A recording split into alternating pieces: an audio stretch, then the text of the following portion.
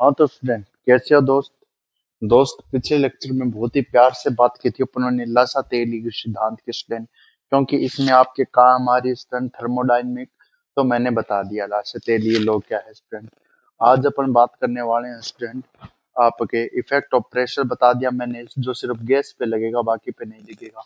आज अपन बात करेंगे solubility of gas in liquid. ठीक है, solubility of gas in a liquid. इसका मतलब क्या है student, solubility of gas in liquid यानी गैसों की द्रव में विलेयता। गैसों की द्रव में विलेयता, इसमें गैस होगी सोल्यूट और लिक्विड होगा सॉल्वेंट। गैस होगी सोल्यूट और लिक्विड होगा सॉल्वेंट। गैसों की द्रव में विलेयता। हाँ स्टूडेंट देखिए, आप किस प्रकार से करेंगे। सबसे पहले तो मार्क देख लेते हैं स्टूडेंट, थोड़ा स्टूडेंट आज स्पीडली करेंगे। स्टूडेंट यहाँ पर ठोस की द्रव में विलेयता, अब गैसों की द्रव में विलेयता, इसके लिए स्टूडेंट आपके हेनरी लॉ आता है, हेनरी नियम आता है, जिसने गैस की द्रव में विलेयता बताई थी। क्या होगा तो होगा स्टूडेंट देखिए यहाँ पर factor affecting solubility, solubility of gas in liquid, solubility of gas in liquid यानी गैसों की द्रव में विलेयता।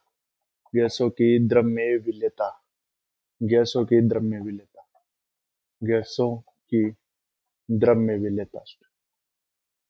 अब यहाँ पर स्टूडेंट इसके लिए विलेयता बताने के लिए स्टूडेंट इसकी प्रकृति बता देता हूँ। ये किस पे निर्भर करती है स्टूडेंट, ये करती है आपके फैक्टर अफेक्टिंग कौन से यहाँ पर, nature of gas, nature of gas यानी गैस की प्रकृति निर्धारित करेगी। जो आपके सॉल्यूट होगा स्टूडेंट ये हो आपके विलेय।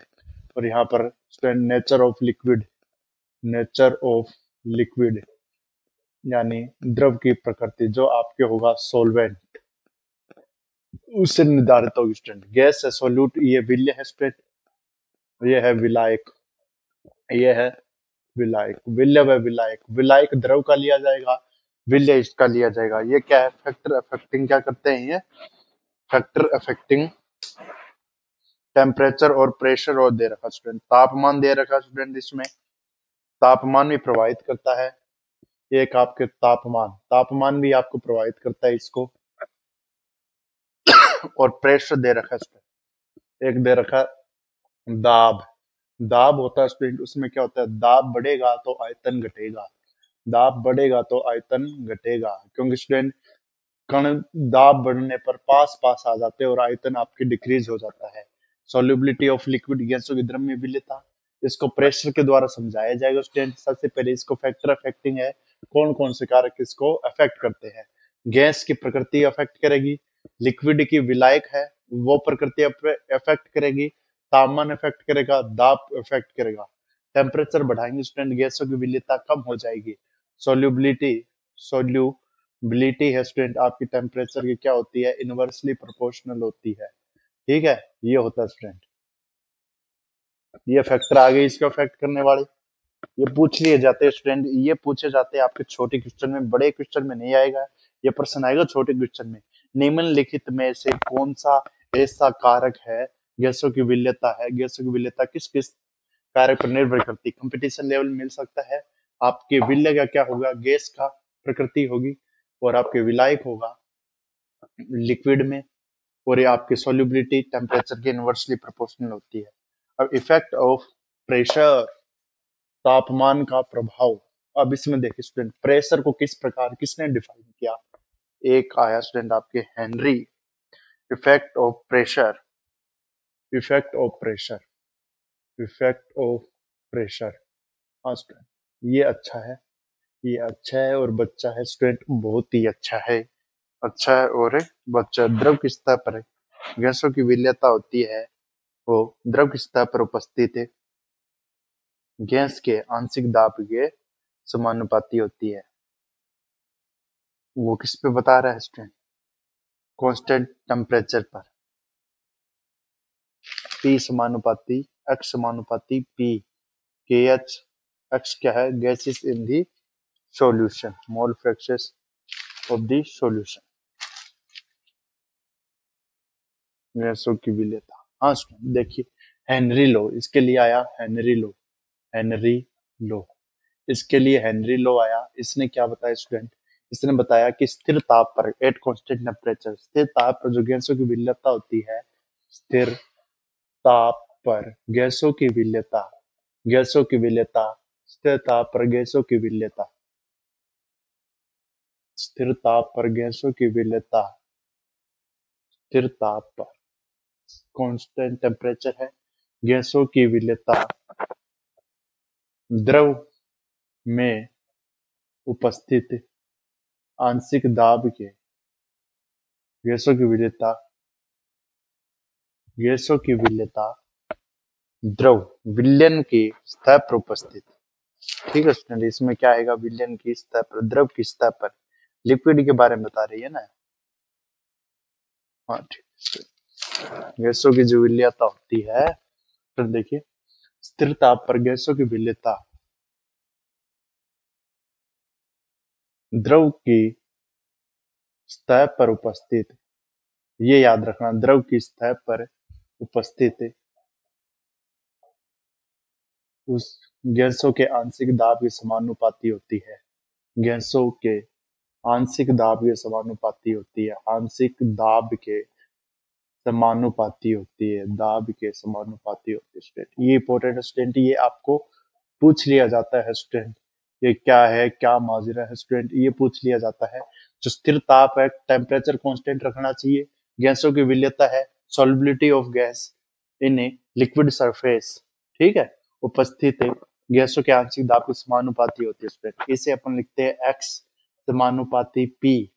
एक्स बराबर solubility of gas, solubility of gas, solubility of gas होगा स्टूडेंट, x इक्वल टू, और p बराबर partial pressure of gas, partial pressure of gas, pressure of gas. ठीक है स्टूडेंट, ये अब यहाँ पर जब इस सिंबल को हटाते हैं स्टूडेंट, आपके पास आता है x equal to K H P, x equal to K H P, x equal to K H P. K H है यहाँ पर हेनरी कांस्टेंट, हेनरी कांस्टेंट, इसका स्टूडेंट ये हेनरी कांस्टेंट है। के एच क्या है यहाँ पर? Henry constant. टेम्परेचर पर स्टूडेंट ये डिपेंड करता है, टेम्परेचर अधिक होगा तो आपका हेनरी कांस्टेंट का मान भी क्या होगा स्टूडेंट? अधिक होगा। हेनरी कांस्टेंट का मान भी आपके अधिक होगा। इसको हटाते हैं तो P equal to K H P, यहाँ पर स्टूडेंट इसको हटाएंगे, P समानुपाती x, P समानुपाती x, तो यहाँ पर हटाते हैं तो इसका स्टूडेंट आपके P equal to K H x, ये आता है P equal to K H x, x P बराबर के एच एक्स, यहाँ पर मोल फ्रैक्शन है। ठीक है स्टूडेंट, यहाँ पर यूनिट लेस है, जो x है विलेयता है वो मोल फ्रैक्शन के इक्वल है जो आपकी यूनिट लेस है, और के एच की यूनिट है, ये आपके x है unit less student, unit less. यहाँ पर मोल फ्रैक्शन है ना, ये मोल भिन्न, मोल अंश है ना, ये मोल फ्रैक्शन, सोल्युबिलिटी है मोल फ्रैक्शन के रूप में, और यहाँ पर x यूनिट लेस है, और यहाँ पर के एच की यूनिट, यूनिट ऑफ के एच, यहाँ पर लिख देता हूँ यूनिट ऑफ के एच की यूनिट है जो आपके एटीएम में होगी या बार में होगी, एटमॉस्फेरिक प्रेशर होगा या बार होगा। ठीक है स्टूडेंट, ये है। अब इसका एक ग्राफ दिया गया है एनसीईआरटी में, जो देखिए स्टूडेंट किस प्रकार से दिया गया है। मोल फ्रैक्शन बता रखा है साइक्लोहेक्सेन में, और आपके मोल फ्रैक्शन के और किसके बीच में ग्राफ बनाइए? मोल फ्रैक्शन और प्रेशर, मोल फ्रैक्शन और प्रेशर दोनों एक दूसरे के डायरेक्टली प्रोपोर्शनल स्टूडेंट, इसलिए यहाँ पर स्ट्रेट लाइन का है। अब यहाँ पर इसका ग्राफ दे रखा स्टूडेंट, देखिए हेनरी लॉ का ग्राफ बहुत ही ज्यादा इंपॉर्टेंट स्टूडेंट पूछ लिया जाता है।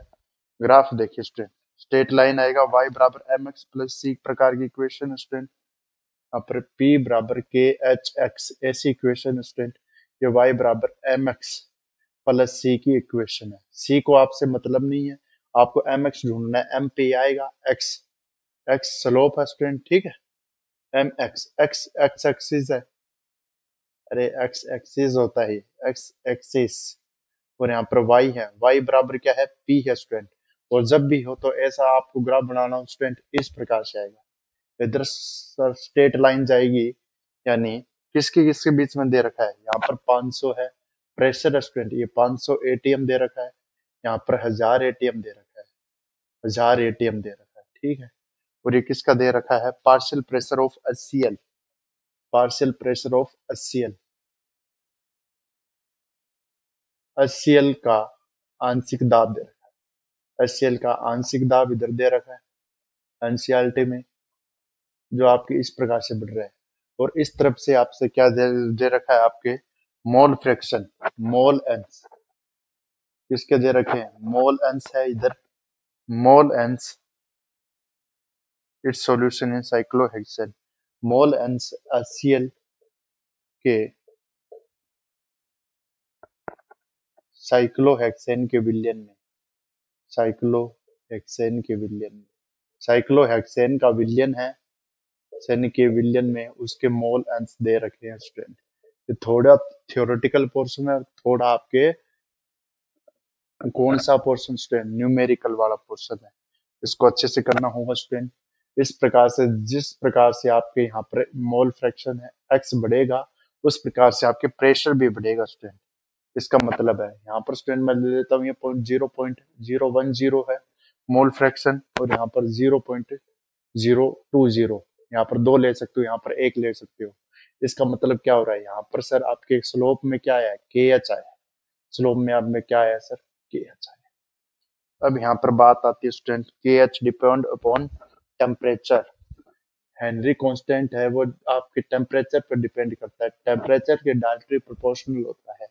और सोल्यूबिलिटी है, सोल्यूबिलिटी होती है वो आपके क्या होती है, इनवर्सली प्रोपोर्शनल होती है, इनवर्सली प्रोपोर्शनल होती है टेम्परेचर के, और इनवर्सली प्रोपोर्शनल आपके के एच के, ठीक है। अगर आपका के एच ज्यादा है तो आपकी सोल्यूबिलिटी कम होगी, सबसे ज्यादा इंपॉर्टेंट है, सबसे ज्यादा इंपॉर्टेंट है स्टूडेंट ये बात। एक पर्सन बना के देता हूँ स्टूडेंट, देखिए, माना 2 बिलियन, माना 2 बिलियन ए व बी, बिलियन, माना 2 बिलियन ए व बी है, जिनका तापमान, जिनका तापमान क्रमशः T1 व T2 है, T1 व T2 है, तथा उनकी विलेयता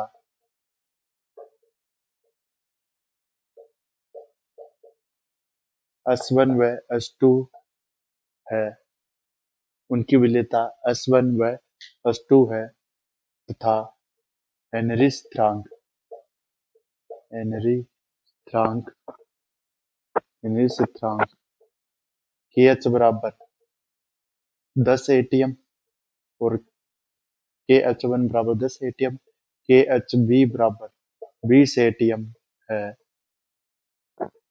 तो इनका तापमान के साथ क्रम बताइए। स्टूडेंट अभी बनाया हुआ क्वेश्चन स्टूडेंट, ये क्वेश्चन आपको किस में झटके देगा, ये क्वेश्चन आपको नीट में मिल सकता है, ऐसा क्वेश्चन आपको जो आपके फर्स्ट ग्रेड में मिल सकता है, ऐसा क्वेश्चन आपके सेकंड ग्रेड में मिल सकता है। अब यहाँ पर देखिए स्टूडेंट, मैं सीधी सी बात करता हूँ, नो बकवास, 1 बिलियन ए है, 1 बिलियन ए है, सॉल्यूशन ए, सॉल्यूशन बी है स्टूडेंट। अब ए और बी है, तापमान T1 है इसका, इसका T2 है सर, ठीक है, जिनका तापमान T1 व T2 है, और इनकी विलेयता S1 व S2 है, S1 व S2 है, S1 है, इसकी विलेयता यहाँ पर S2 है, और इसका KH1 है दे रखा स्टूडेंट, फिर KH2 है, यहाँ पर ये भी लिख देता हूँ विलेयता, यहाँ पर इसकी विलेयता S1 की मान लीजिए आपके 20 है, यहाँ पर 10 है, यहाँ पर S1 है 10 लिख देता हूँ, यहाँ पर आपके 20 है, ठीक है।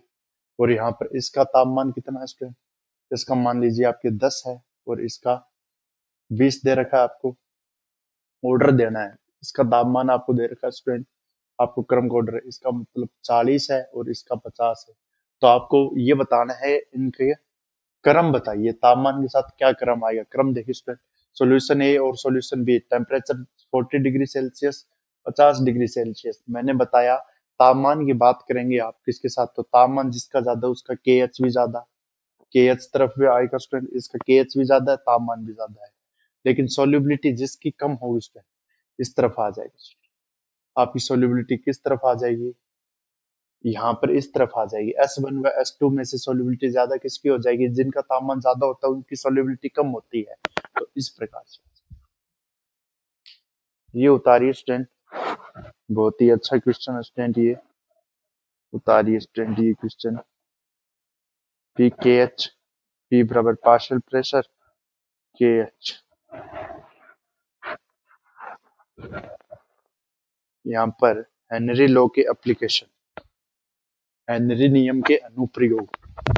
हाँ स्टूडेंट ये देखिए हेनरी नियम के अनुप्रयोग, हेनरी नियम के अनुप्रयोग, हेनरी नियम के अनुप्रयोग। इंपॉर्टेंट चीज आती है स्टूडेंट, ये पूछा जाता है हेनरी नियम के अनुप्रयोग, एप्लीकेशन ऑफ हेनरी लॉ, अनुप्रयोग। इसमें लिखिए student application of Henry law. इसमें क्या करते हैं अपन, जो सोडा वाटर होता है और जो सॉफ्ट ड्रिंक होता है उसमें CO2 की विलेयता बढ़ाने के लिए उच्च दाब पर बंद किया जाता है। हाँ स्टूडेंट, पहला है सोडा वाटर को, सोडा वाटर में CO2 की विलेयता बढ़ाने के लिए, CO2 की विलेयता बढ़ाने के लिए उसे उच्च ताप पर बंद किया जाता है, लिए उसे उच्च ताप पर बंद किया जाता है, यानी सील किया जाता है उसे। यानी वाटर को आप ढक खोलते हैं जब भी आप, सोडा वाटर सॉफ्ट ड्रिंक का, तो उसमें जब भी आप सॉफ्ट कोल्ड ड्रिंक के ढक्कन खोलोगे तो उसमें क्या होता है, स्प्रिट के रूप में गैस निकलती है, वो होती है आपकी कार्बन डाइऑक्साइड। ये इसी कारण से होता है ताकि आपका आंशिक दाब क्या हो, उसके मोल फ्रैक्शन के बराबर हो जाए। ठीक है, और उसमें विलेयता है, वो गैसों की विलेयता क्या हो जाती है, बढ़ जाती है स्टूडेंट। 2 नंबर स्टूडेंट आपका क्या है स्टूडेंट, हाँ उच्च निचले स्तर से कम होता है, आंशिक दाब होता है स्तर से कम है होता है।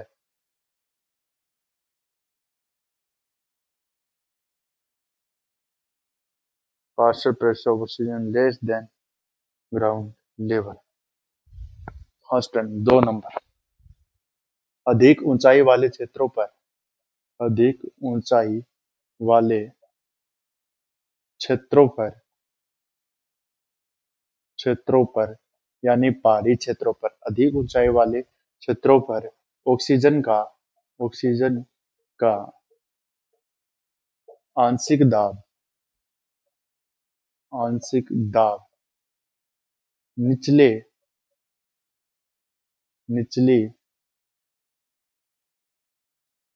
क्षेत्रों की तुलना में कम होता है, क्षेत्रों की तुलना में कम होता है, होता है, जिससे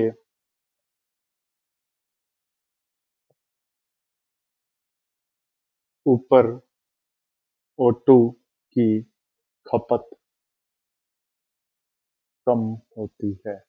मतलब इसका मतलब ये स्टूडेंट, ऊपर O2 कम होगी अगर एक व्यक्ति ऊपर काम कर रहा है, एक व्यक्ति नीचे काम कर रहा है। आप देखना कभी आपके पास कश्मीरी लोग आते हैं स्टूडेंट आसपास क्षेत्रों में, तो वो क्या करते हैं, अपने से ज्यादा कार्य कर सकते हैं, क्योंकि वहां पर उनके पास क्या होता है, O2 बढ़ जाती है स्टूडेंट, O2 की क्षमता बढ़ जाती है, क्योंकि वहां पर आंशिक दाब कम रहता है और गैस की विलेयता बढ़ेगी, और विलेयता बढ़ेगी स्टूडेंट जैसे ही आपके आंशिक दाब कम होगा, तो उसके कारण से क्या होगा, उनकी कार्य करने की क्षमता बढ़ जाएगी। हाँ स्टूडेंट 3 नंबर ये है स्टूडेंट, यहाँ पर रुधिर में O2 की घुलनशीलता अगर आपकी क्या हो गई स्टूडेंट, 3 नंबर क्या है, to avoid painful effect during the decomposition, रक्त में ऑक्सीजन की कमी के कारण प्रेशर लो हो गया, रक्त में अगर ऑक्सीजन की कमी हो जाएगी तो यहाँ पर क्या हो जाएगा स्टूडेंट, एनोक्सिया हो जाता है। रक्त में, रक्त में O2 की कमी के कारण, कमी के कारण एनोक्सिया हो जाता है, एनोक्सिया O2 की कमी क्या हो जाता है। हो जाता है। स्टूडेंट एक हाफ O2 की कमी को क्या कहते हैं? रुधिर में क्या करना? O2 की कमी हो जाना। ठीक है, less amount of O2 in blood इसे बोलते हैं स्टूडेंट। यहाँ पर एक आता है स्टूडेंट सबसे अच्छा क्वेश्चन, गोताखोर अपने साथ, क्वेश्चन लिख देता हूँ स्टूडेंट ये, गोताखोर अपने साथ गैस या सिलेंडर में O2 के साथ हीलियम को क्यों ले जाते हैं? ये है स्टूडेंट, गोताखोर गहरे समुद्र में, गोताखोर गहरे समुद्र में सिलेंडर में O2 के साथ, O2 के साथ हीलियम गैस क्यों ले जाते हैं? आंसर होगा स्टूडेंट इसका, क्या आंसर है? क्योंकि O2 हल्की गैस होती है, और O2 हल्की गैस होती है तो ये क्या होती है? रक्त में कम घुलनशील होगा। जितनी ज्यादा हल्की गैस होगी उसका कम घुलनशील होगा। उत्तर लिखो स्टूडेंट। क्योंकि ये आप लिख लो, क्योंकि O2 रक्त में रक्त में अधिक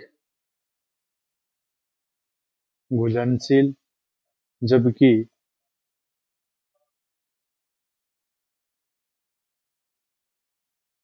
हीलियम गैस, अच्छी गैस रक्त में कम घुलनशील होती है, कम घुलनशील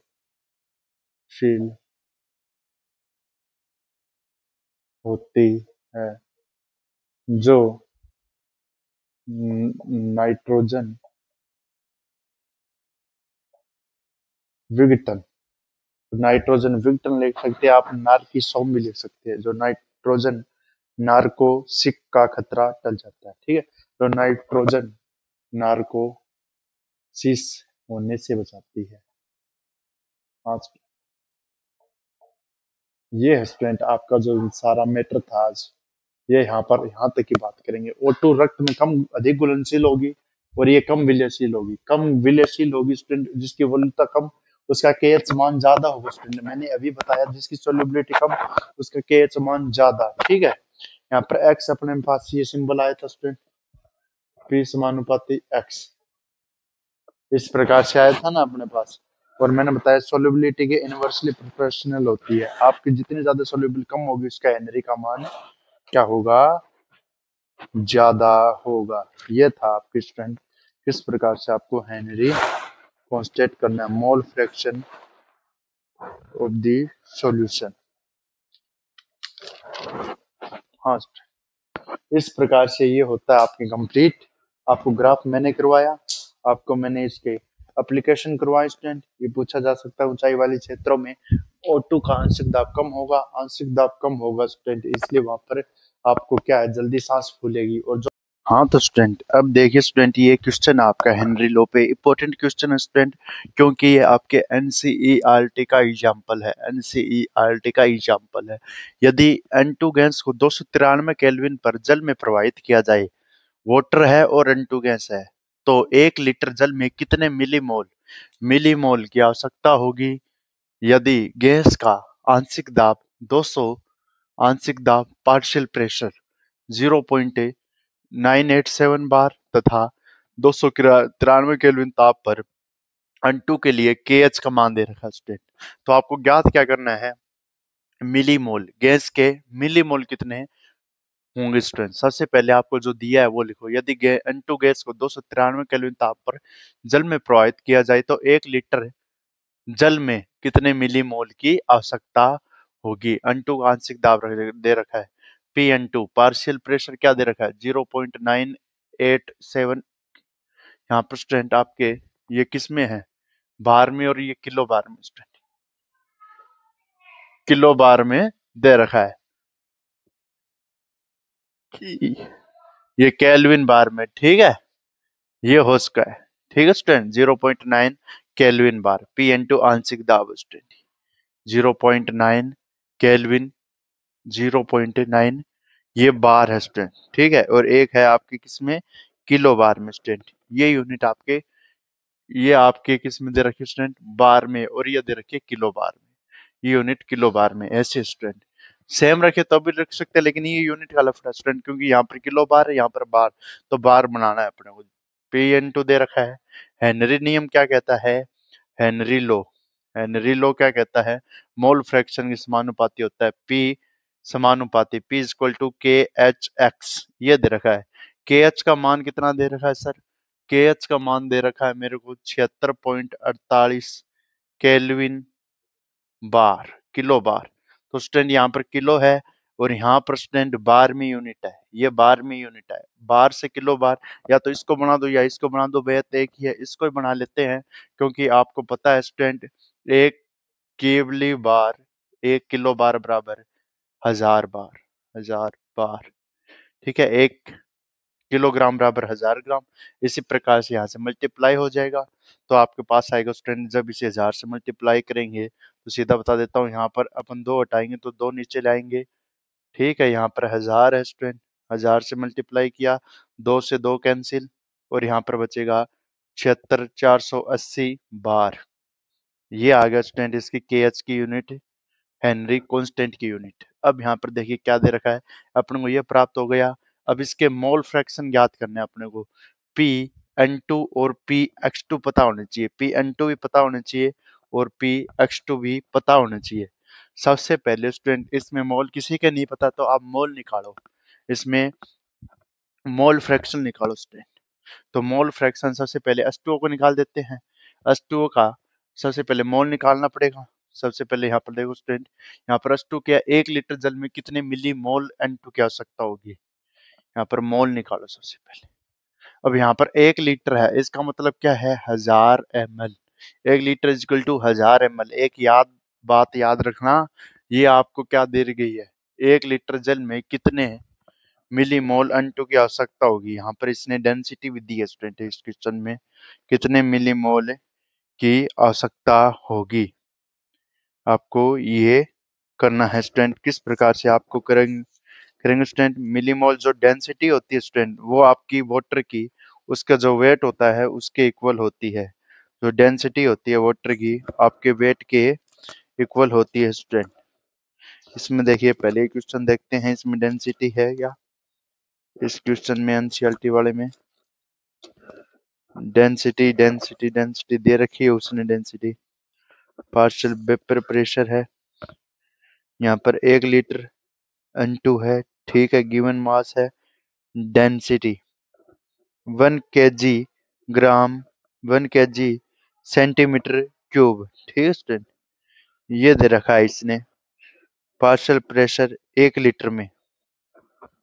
हाँ स्टूडेंट, अब देखिए कर लेंगे, यहाँ पर 1000 मिलीमोल है, तो यहाँ पर स्टूडेंट एक बात याद रखिए, 1000 मिलीमोल है, ये आपके कितने होगा, 1000 ग्राम के। ये आपके वाटर है, वाटर H2O। डेंसिटी की बात करें तो आपको अगर डेंसिटी दी हुई है पर 1 सेंटीमीटर क्यूब अपॉन वॉल्यूम, ऐसे डेंसिटी होती है, ऊपर मास होता है अपॉन नीचे आयतन होता है। अगर ये 1 centimetre cube upon volume density लेके चलते हैं, 1 सेंटीमीटर क्यूब अपॉन वॉल्यूम लेके चलते हैं, इसकी डेंसिटी सेंटीमीटर क्यूब लीटर की इक्वल होता है। ये और ये एक बात एक ही है ना। अब यहाँ पर जो भी डेंसिटी है आपके, उस डेंसिटी में आप क्या करते हो, अगर H2 के लिए बात करते हो तो उसकी डेंसिटी सेम होती है स्टूडेंट, किसके इक्वल होती है, जो उसका वॉल्यूम होता है वह उसके वेट के इक्वल होता है, जो उसका वॉल्यूम होता है वो उसके वेट के इक्वल होता है। ये वॉल्यूम है और ये वेट है, तो यहाँ पर अपन क्या लेंगे, WH2O, WH2O, W लेंगे 1000 ग्राम, वेट लेंगे 1000 ग्राम। अब यहाँ पर आप क्या निकाल सकते हो, NH2O, मोल ऑफ H2O कैसे निकालोगे student, given mass upon molar mass. Given mass कितना है, 1000 सर, 1000 ग्राम। और मोलर मास कितना है स्टूडेंट, मोलर मास ग्राम मोल इनवर्स होती है इसकी यूनिट, ग्राम मोल इनवर्स यूनिट होती है। अब यहाँ पर स्टूडेंट 18 मोलर मास कैसे होता है स्टूडेंट, H2O 1 × 2 प्लस 16 × 1, 18 ग्राम मोल इनवर्स। 18 ग्राम मोल इनवर्स। ये यहाँ पर क्या आ गया स्टूडेंट, ये आपका मोलर मास हो गया MS2O, कैपिटल M से डिनोटेट करते हैं। यहाँ से कैंसिल। जब इसको सोल्व करेंगे स्टूडेंट आपका आएगा 55.55 मोल, 55.55 मोल। सॉल्वेशन पे ये आएगा 55.55 मोल। अपने पास अब क्या आ गया स्टूडेंट, NH2O आ गया, NaH2O आ गया। ठीक है सर, NH2O आ गया है, NH2O आ गया है। अब यहाँ पर अपन मोल निकालते हैं, समझते जाना स्टूडेंट। यहाँ पर NH2O आ गया है, NH2O आ गया है। अब यहाँ पर बात करते हैं P बराबर KHX। अब यहाँ पर ये थी P बराबर KH और X था। यहाँ पर N2 की मोल में निकालने वाला हूँ, N2 की बात करने वाला हूँ, इसका भी मोल फ्रैक्शन चाहिए अपने को N2। तो X बराबर क्या लिखेंगे अपन, P upon KH, P upon KH लिख देंगे। X का X N2 है, इसका मान कितना आएगा स्टूडेंट, जो आपको दे रखा था। सर प्रेशर कितना दे रखा है यहाँ पर, प्रेशर प्रेशर प्रेशर आंशिक दाब सर 0.987, और आपको सर KH का मान कितना दे रखा है, 76,480 बार। ये भी सर बार में है, ये भी बार में है, दोनों यूनिट कैंसिल हो जाएगी। इसका मान आएगा आपके पास XN2 का मान कितना आ जाएगा सर, जो आपके मोल फ्रैक्शन है उसका मान कितना आ जाएगा सर, आपके 1.29 10 की पावर -5। इसका मान आ जाएगा स्टूडेंट 1.29 इंटू 10 की पावर -5। सर ये कर ही क्यों रहे हो, अरे क्वेश्चन करने की जरूरत है स्टूडेंट, तभी तो आपको निकलेगा स्टूडेंट। इसमें दिमाग लगाना पड़ता है इस क्वेश्चन में।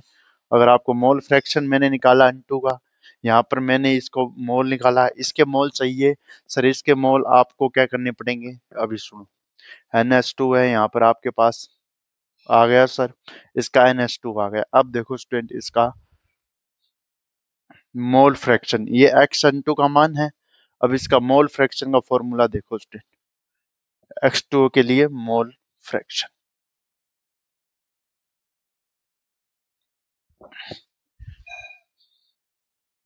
NH2O का निकालूं या H2O को निकालूं, आपको N2 का मोल फ्रैक्शन निकालना है और H2O का पता होना चाहिए, इसलिए अपन नगण्य मान। ठीक है स्टूडेंट। हाँ स्टूडेंट देखो, अगर आपको XN2 का मोल फ्रैक्शन निकालना है तो आप क्या करते हो, फॉर्मूला क्या होता था, फॉर्मूला होता था जिसका मोल निकालना है Na विलेय के मोलों की संख्या या NN2 की मोलों की संख्या प्लस NN2 प्लस सॉल्यूशन के मोल NN2 के मोल प्लस A के मोल और B के मोल। यहाँ पर मैं लिख देता हूँ NH2O, यानी mole of H2O mole of N2, यही तो है पूरे पत्र में। हाँ सर यही है, 1.29 इंटू 10 की पावर -5 है। लेकिन सर एक बात सोचो, यहाँ पर XH2 है, NN2 है, मोल है। H2O के मोल सर आपको पता है कितने हैं, 55.5 है सर। ठीक है, और NN2 के मोल आपको नहीं पता। सर एक बात बताओ, NN2 के मोल आपको ना तो दिए ना निकाल सकते, लेकिन यहाँ पर स्टूडेंट एक फॉर्मूला चलता है आपका, x इजकल टू क्या होता था आपके पास, अगर एक्स बी का मान निकालना है तो 1 में से आप x से घटाते थे, ये तो करते थे 1 माइनस एक्स से घटाते थे। तो आप निकाल के देखो, एक्स बी का मान निकाल के देखो, आपको एक्स N2 का मान है वो पता है, आपको एक्स बी का मान नहीं पता है, तो आप कितना घटाओगे सर, 1.29 माइनस 15.5, ऐसा घटाओगे स्टूडेंट, आपके पास कुछ और आएगा स्टूडेंट। ये क्या आ जाएगी, कम वैल्यू आ जाएगी। क्या आ जाएगी, कम वैल्यू आ जाएगी। 10 की पावर -5 है, इसमें से इसको घटाना है। ठीक है स्टूडेंट, 10 की पावर -5 करेंगे स्टूडेंट, देखो इसको घटाना। ये मैं क्या समझाना चाह रहा हूँ स्टूडेंट, देखो ध्यान से देखना। ये मैं ये कहना चाह रहा हूँ, अगर 1.29 में से आप 15.5 घटाओगे इंटू 10 की पावर -5, इसको घटाने के लिए स्टूडेंट सबसे पहले 10 की पावर 5 लाना पड़ेगा, यहाँ पर -5। तो बताओ इसको 10 की पावर -5 बनाने के लिए अपने को क्या करना पड़ेगा, बहुत सारे पापड़ बेलने पड़ेंगे स्टूडेंट, जितने हैं। इसको स्टूडेंट दो इधर ले गए, इसको दो इधर ले गए, तो इससे मल्टीप्लाई करो, इसको इधर ले जाना पड़ेगा, इससे भाग देना पड़ेगा, यहाँ पर आएगा 55 0 0, और यहाँ पर ये 0, 1 2 3 4 5, और यहाँ पर ये इस प्रकार से, जब इसे 7 से इस प्रकार से करेंगे ना, इसको 7 से मल्टीप्लाई करेंगे तब ये पॉइंट जाएगा। ऐसा कर लो स्टूडेंट, अगर यहाँ से 1000 से मल्टीप्लाई, इसको कितने से, 3 4 5, 5 है, यूनिट 2 उतारो नीचे, यूनिट 2 उतारो नीचे, इसको भाग देते जाओ स्टूडेंट, यहाँ से मल्टीप्लाई होगा, इसको भाग देते जाओ, 2 उतारोगे, फिर 3 4 5 ऐसे भाग दोगे सर, ये बहुत माइनस में आ जाए स्टूडेंट, ये बहुत नेग्लिजिबल वैल्यू हो जाएगी n2 के लिए। इसलिए आप ये क्या करते हो, यहाँ पर एक्स भी है, एक्स बी में क्या करते हो, नेगलेक्ट, नेगलेक्ट करते हो किसकी वैल्यू, n2 के मोल आप नेगलेक्ट करते हो, क्या करते हो, नेगलेक्ट, n2 है उसके मोल आप क्या कर लेते हो, मोल नगण्य मान लेते हो, क्योंकि बहुत ही शॉर्टेज वैल्यू आती है, इसलिए आप लिख सकते हो NN2, यहाँ पर नेगलेक्ट है, यहाँ पर मैं लिख भी देता हूँ, NH2 के जो मोल है वो बहुत ही ज्यादा है किसकी तुलना में, NN2 की तुलना में, क्योंकि इसका जो मोल फ्रैक्शन आ रहा है वो बहुत ही डाउन आ रहा है, इसलिए इस प्रकार से वैल्यू बनेगी। और NN2 है आपके, NN2 प्लस NH2 हो जाएगा, और यहाँ पे ये नगण्य हो जाएगा, तो XN2, जो N2 का मान था वो था सर आपके 1.29 टू 10 की पावर -15 -5, NN2 को 0 मान लिया, 1 अपॉन बचा, यहाँ पर NH2 बचा, NH2 का मान है 55.5, 55, और यहाँ पर 1 का मान है, इसका मतलब सर ये मल्टीप्लाई हो जाएगा, ये N2 का मान है, तो आपके पास सर जो आप निकालना चाह रहे हो ये मल्टीप्लाई हो जाएगा, 55.5 NH2 का मान है, इसको नेग्लिजिबल कर लिया, n बराबर हो जाएगा आपके, NN2 बराबर हो जाएगा, इसको नेग्लिजिबल किया तो NN2 बराबर हो जाएगा, ये एक बचा है, उसका मान 1.29 इंटू 10 के पावर -5 इंटू 55.55, ठीक है, इसको मल्टीप्लाई करेंगे तब ऐसा आएगा, और ऐसा आने के बाद आपके पास जो वैल्यू आएगी स्टूडेंट, वो आएगी आपके पास NN2 की वैल्यू आएगी, n की वैल्यू जो नंबर ऑफ n है वो आ जाएगा आपके पास 76.10 की पावर -4 मोल। अभी ये क्वेश्चन हुआ नहीं है क्योंकि n की वैल्यू मोल में आई है, आपको मिली मोल चाहिए, तो n बराबर आप क्या करोगे, 7.67 इंटू 10 की पावर -4 इंटू, इससे मल्टीप्लाई करोगे 1000 से, ताकि आपको मिली मोल मिल जाए, आपको क्या मिल जाए, मिली मोल मिल जाए, तो आपके पास वैल्यू आ जाएगी, मोल ये ml है, मिली मोल, मिली मोल लिख देता हूँ, ये मोल है, मोल इंटू मिली मोल, अब की बार कितनी आएगी इसकी, 0.67 m मिली मोल, ये आ जाएगी n की वैल्यू। आप क्या निकाल रहे थे सर, जो गैस विलय होगी उसके कितने मिली मोल विलय होंगे, तो गैस की विलय होंगे उसके इतने मिली मोल विलय होंगे, इतने मिली मोल विलय होंगे, इतने मिली मोल विलय होंगे।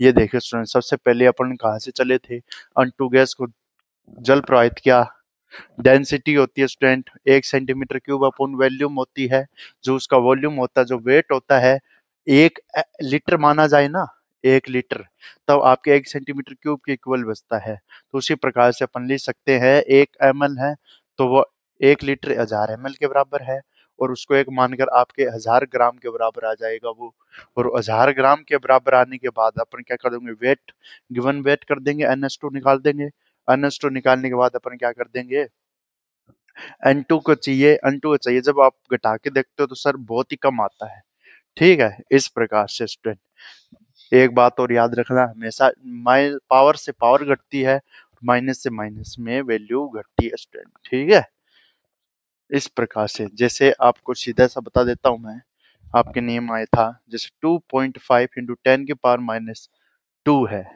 2.5 इंटू 10 की पावर -2 है, इसी में पॉइंट इक्वल रखने होते स्टूडेंट, जिसे 2.10 की पावर -2 है, इसे लिखते हैं अपन 3.5 इंटू 10 की पावर -3 है, 0.35 इंटू 10 की पावर -3 है।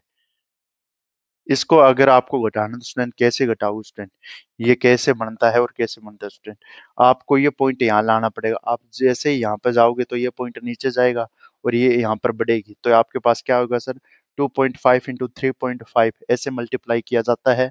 इन दोनों को एक साथ मल्टीप्लाई किया जाता है और यहाँ पर 10⁻² इंटू 10⁻4 करके मल्टीप्लाई किया जाता है, ये बता रहा था मैं। तो ये 10⁻6 आंसर आता है और इसका आंसर ऐसे लिखा जाता है स्टूडेंट।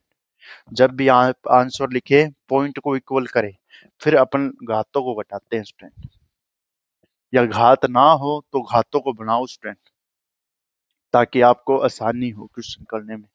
ये आपके लिए आज का लेक्चर इतना ही। मिलेंगे नेक्स्ट लेक्चर में, जिसमें अपन राउल टोलो लेके आएंगे।